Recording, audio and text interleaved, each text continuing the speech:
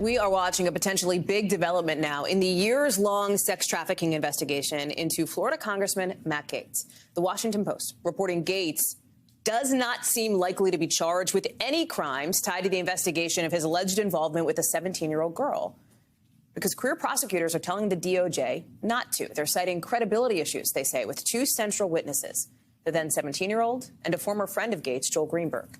People familiar tell the Washington Post. Both Gaetz' lawyer and the DOJ declined to comment to the paper. I want to bring in NBC News justice correspondent Ken Dilanian. And Ken, this is a story, this is an investigation that I know that you and our team have been covering for years. And it feels like a significant recommendation since typically the DOJ, right, doesn't go against what its prosecutors are telling them.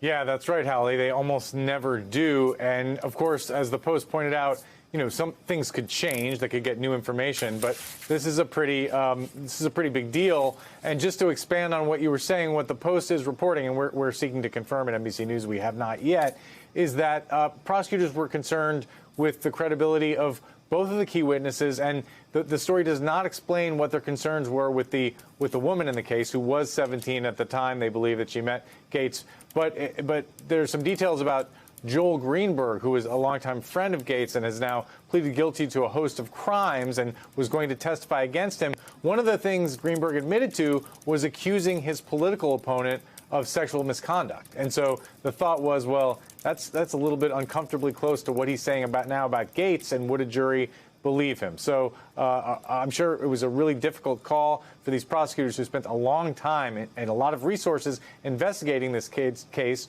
The Post also reported about 10 days ago that Gaetz had requested a pardon from then-President Donald Trump in the waning days of the administration on this very investigation. So clearly he was very concerned about it, but now it does look like he's in the clear, at least legally, on this one, Hallie.